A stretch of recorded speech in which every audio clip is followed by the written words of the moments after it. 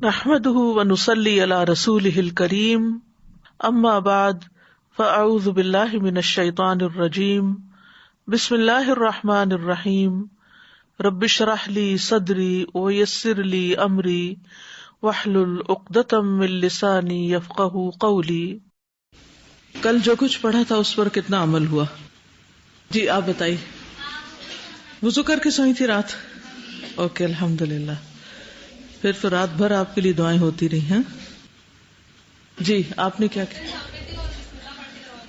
بسم اللہ پڑھ کے دروازہ بند کیا اور برتن ڈھانپے۔ کیا گھر والوں کو بھی بتایا؟ ورنہ وہ کہیں گے آپ خبتی ہو گئے ہیں اور یہ کیا شروع ہو گیا، ہر چیز ڈھانپو، بند کرو، الٹا کرو۔ جی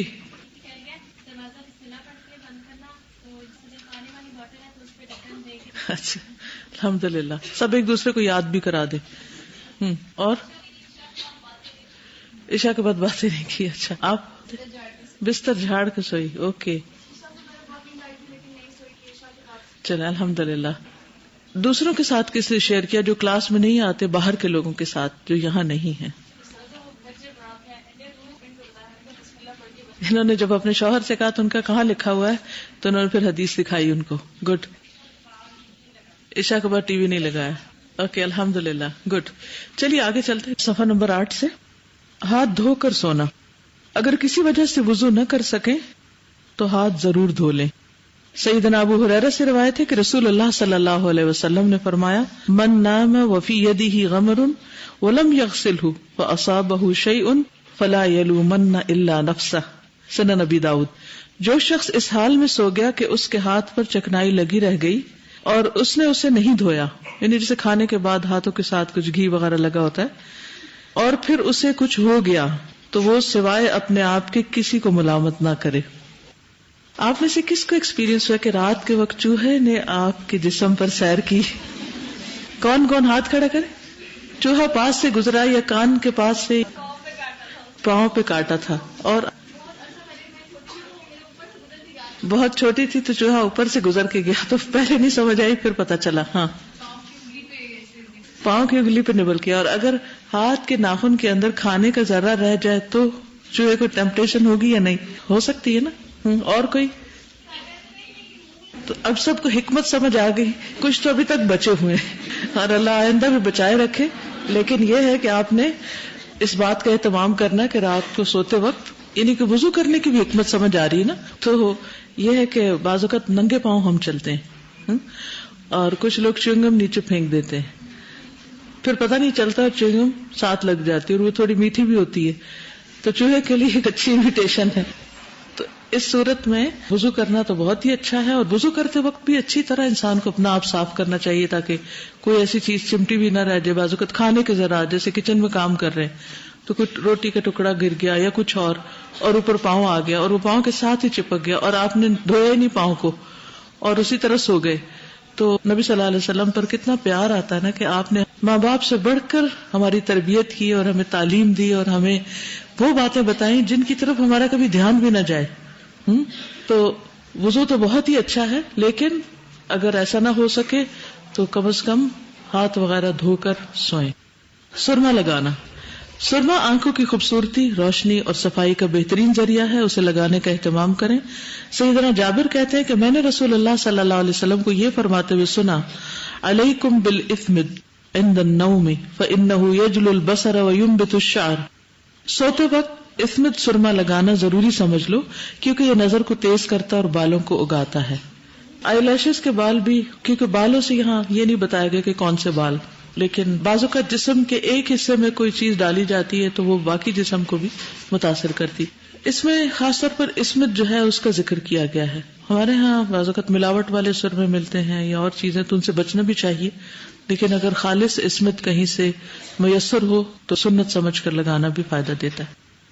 سیدنا ابن عباس سے مروی ہے، کان لرسول اللہ صلی اللہ علیہ وسلم مکحلۃ یکتحل بها عند النوم ثلاثا فی کل عین۔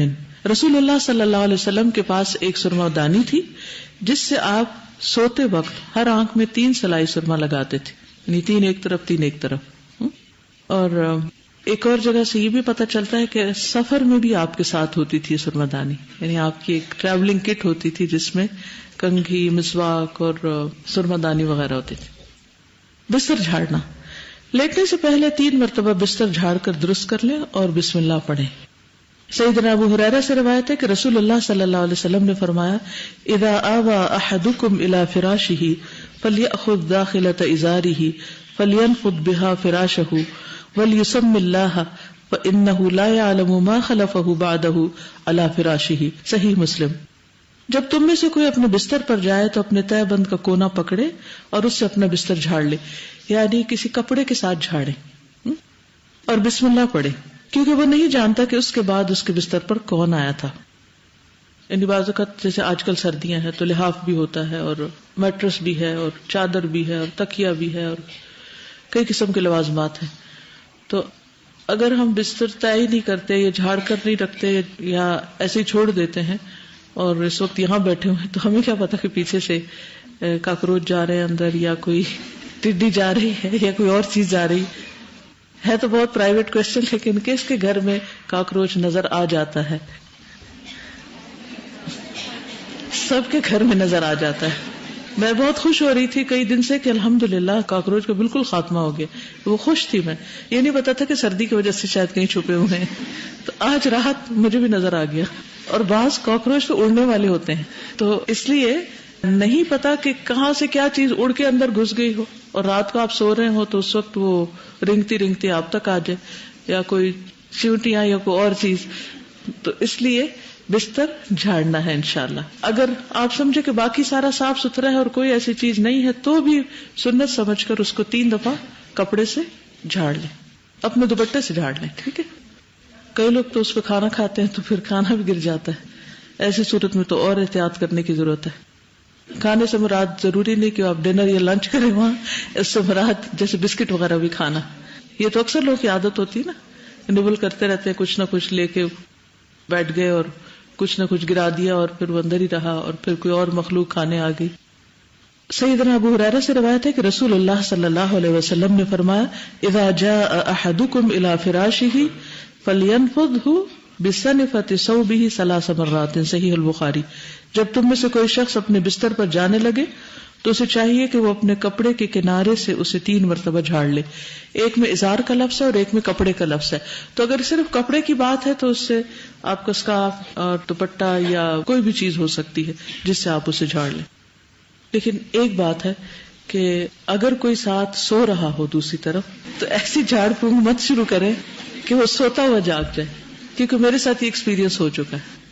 ہم لوگ کسی سفر پر تھے تو ظاہر ہے کہ بعض اوقات سفر میں ایسا ہوتا ہے کہ ایک کمرے میں 2-3 لوگ بھی سو رہے ہوتے ہیں، تو میں سو رہی تھی تو میرے ساتھ میرے دوسرے بیڈ پر کوئی اور شخص، تو اس نے جب بستر جھاڑا تو میری آنکھ کھل گئی، وہ تو مزے سے سو گئی، میرے لیے سونا مشکل ہو گیا۔ تو اگر جھاڑیں بھی تو اتنے زور زور سے مت اس کو جھٹکیں کہ سب لوگ ڈسٹرب ہوں، ٹھیک؟ میں اس لیے بھی کہہ رہی ہوں کہ ہاسٹل میں ایک کمرے میں کئی لوگ ہوتے ہیں، ایک جھاڑنا بند کرے اور دوسرا سو رہا ہو تو جھاڑنا شروع کر دے اور وہ ٹھک ٹھک ٹھک شروع ہو جائے ساری۔ جو بھی کوئی کام کرے آہستگی کے ساتھ۔ نبی صلی اللہ علیہ وسلم کے بارے میں آتا ہے کہ ایک رات جب آپ اٹھے تو آہستگی سے اپنے بستر سے اٹھے، آہستگی سے جوتا پہنا، آہستگی سے دروازہ کھولا اور آہستگی سے باہر گئے، کیونکہ حضرت عائشہ سو رہی تھی۔ یہ ہے ہمارے نبی صلی اللہ علیہ وسلم کی سنت کہ ہم کوئی ایسا کام نہ کریں کہ جو دوسروں کے لیے اذیت کا باعث ہو۔ یہ نہ ہو کہ اس قدر دھوم مچائے سنت کی پیروی میں کہ لوگ سنتوں سے متنفر ہو جائے۔ اکثر لوگ مولوی طبقہ سے کیوں ناراض رہتے ہیں؟ کیونکہ بعض اوقات وہ اسلام پر عمل اس طریقے سے کرتے ہیں کہ دوسرے لوگ اس کو سمجھ نہیں پاتے یا ان کے لیے وہ چیز مشکل ہوتی۔ تو دین کو آسان بنائیں اور آسان طریقے اختیار کریں، یعنی سنت کو بدنام نہیں کرنا آپ نے، ٹھیک؟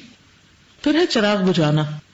سونے سے قبل گھر کی روشنیاں بجھا دیں، روشنی میں سونا مضر صحت بھی ہے۔ سیدنا جابر سے روایت ہے کہ رسول اللہ صلی اللہ علیہ وسلم نے فرمایا، اطفئوا المصابیح باللیل اذا رقدتم، رات کو جب سونے لگو تو چراغ بجھا دیا کرو۔ اور اگر بجلی کی لائٹس ہوں تو بھی ضرورت سے زائد لائٹس جلانا جو ہے وہ اسراف میں بھی آتا ہے اور بجلی بھی خرچ ہو جاتی جس میں کوئی کام ہو نہیں رہا ہوتا۔ دائیں کروٹ پر لیٹنا، یعنی رائٹ سائڈ پہ سونا۔ دائیں کروٹ پر سوئیں، اگر سوتے میں کروٹ بدل بھی جائے تو کوئی حرج نہیں، یعنی سوتے ہوئے obviously ایک طرف تھک جاتی، پوری رات ایک کروٹ پہ آپ نہیں سو سکتے، لیکن جب سونے کا آغاز کریں تو دائیں طرف سوئیں۔ رسول اللہ صلی اللہ علیہ وسلم نے سیدنا براء ابن عازب کو نصیحت کی، اذا اتیت مضجعک فتودع وضوءک للصلاة ثم استجع علی شقک الایمن، صحیح البخاری۔ جب تم اپنے بستر پر آؤ تو نماز جیسا وضو کرو، پھر اپنے دائیں پہلو پر لیٹا کرو۔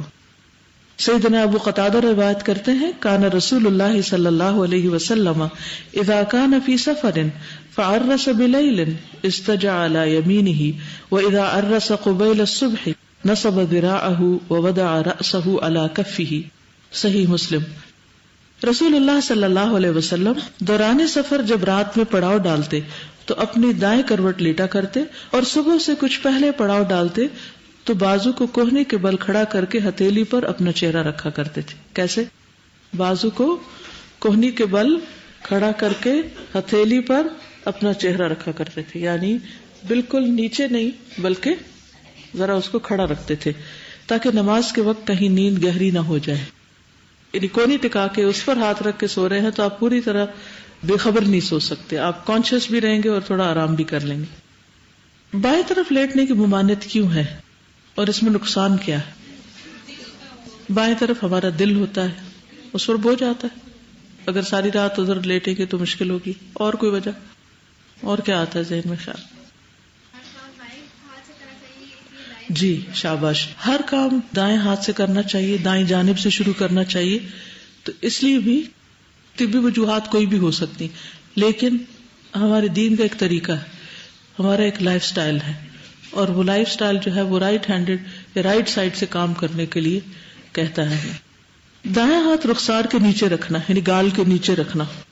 سوتے وقت دائیں کروٹ لیٹ کر دائیں ہاتھ رخسار کے نیچے رکھے۔ سیدہ حفصہ زوجہ نبی صلی اللہ علیہ وسلم کہتی ہیں کہ نبی صلی اللہ علیہ وسلم جب سونے کا ارادہ فرماتے تو اپنا دائیں ہاتھ رخسار کے نیچے رکھتے، یعنی اپنے گال کے نیچے، پھر 3 مرتبہ فرماتے اللہم قنی عذابک یوم تبعث عبادک۔ اب دعا تو یاد ہوگی آپ کو، اے اللہ مجھے اپنے عذاب سے بچا لینا جس دن تو اپنے بندوں کو اٹھائے گا۔ یہ کون دعا مانگتا تھا؟ نبی صلی اللہ علیہ وسلم۔ آپ کے تو سارے گناہ بخشے ہوئے تھے، پھر آپ کیوں یہ دعا مانگتے تھے؟ اصل میں آخرت کا عذاب چیز ہی ایسی کہ جس سے ہم سب کو ڈرنا چاہیے، اور آپ نے صرف ہمیں حکم نہیں دیا، کر کے دکھایا۔ اور ویسے بھی نیند جو ہے وہ موت سے قریب تر ہے، موت کا ہی ایک ایکسپیرینس ہے، کیونکہ ایک روح چلی جاتی ہے انسان کے جسم سے۔ تو اس صورت میں انسان کو نہیں پتا کہ کل اٹھے گا یا نہیں اٹھے گا۔ اگر رات کا سونا آخرت کا سفر شروع کرنے کا باعث ہے تو پھر اس میں سب سے زیادہ فکر آخرت کی ہونی چاہیے۔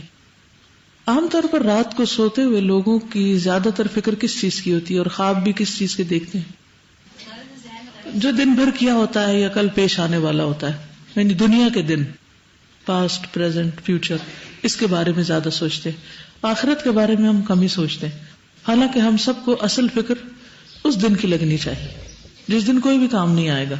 تو آج رات سوتے وقت اپنے فکر افکار کا بھی جائزہ لیں کہ آپ کیا سوچتے ہیں، اس وقت کیا چیز آپ کی نیند خراب کر دیتی۔ سیدنا حذیفہ نے فرمایا کان النبی صلی اللہ علیہ وسلم اذا اخذ مضجعہ من اللیل وضع یدہ تحت خدہ، صحیح البخاری۔ نبی صلی اللہ علیہ وسلم جب رات کو اپنے بستر پر لیٹتے تو اپنا ہاتھ رخسار کے نیچے رکھتے، پیٹ کے بل نہ لیٹنا، یعنی اوندے منہ نہیں لیٹنا، رات یا دن کسی بھی وقت پیٹ کے بل نہ لیٹے۔ سیدنا ابو ہریرہ سے روایت ہے کہ رسول اللہ صلی اللہ علیہ وسلم نے ایک شخص کو پیٹ کے بل لیٹے ہوئے دیکھا تو فرمایا ان هذه زجعۃ لا يحبها اللہ، بے شک اس طرح پیٹ کے بل لیٹنا اللہ تعالیٰ کو پسند نہیں۔ تو ہمیں ایسا کام نہیں کرنا چاہیے جو اللہ تعالیٰ کو پسند نہ ہو، خواہ ہمیں عادت پڑ بھی چکی ہو، پھر بھی اس عادت کو توڑنا چاہیے۔ بعض مائیں بچوں کو الٹا لٹاتی ہیں کیونکہ اس طرح بچے زیادہ سوتے ہیں، یا ان کو سکون مل جاتا ہے، پیٹ میں اگر کوئی تکلیف ہے، گیسز وغیرہ درد ہے تو اس کے لیے ان کو وہ الٹا لٹا دیتی۔ اب کیا ہوتا ہے کہ وقت کے ساتھ ساتھ ان کو الٹا ہی سونے پر نیند آتی اور پھر بڑے ہو کر یہ عادت پڑ جاتی۔ تو اس بارے میں ہمیں نہ صرف اپنے سونے کے پوزیشن بلکہ اپنے بچوں کی پوزیشن پر بھی غور کرنا ہے کہ ان کو ایسی عادت نہ ڈالی جائے کہ جو بڑے ہو کر ان کے لیے پھر توڑنا مشکل ہو جائے۔ سیدنا ابو ذر سے روایت ہے کہ میں پیٹ کے بل لیٹا ہوا تھا، دن کو لیٹے ہوں گے کہیں، نبی صلی اللہ علیہ وسلم میرے پاس سے گزرے، مجھے قدم مبارک سے ٹھوکا دیا اور فرمایا یا جندب انما هذه زجعۃ اہل النار، اے پیارے جندب بے شک یہ اہل جہنم کے لیٹنے کا انداز ہے، یعنی ناپسندیدہ طریقہ ہے۔ پھر تہجد کی نیت کر کے سونا، تہجد کی نیت کر کے سوئیں۔ حضرت عائشہ رضی اللہ تعالی عنہا سے روایت ہے کہ رسول اللہ صلی اللہ علیہ وسلم نے فرمایا من اتا فراشہ وهو ينوي ان يقوم يصلي من الليل فغلبته عيناه حتى اصبح كتب له ما نوى وكان نومه صدقة عليه من ربه عز وجل، سنن النسائی۔ جو کوئی اس نیت سے اپنے بستر پر آئے کہ رات کو تہجد کے لیے اٹھے گا اور پھر اس پر نیند غالب آ جائے یہاں تک کہ صبح ہو جائے تو اسے اس کا اجر مل جائے گا جس کی اس نے نیت کی تھی۔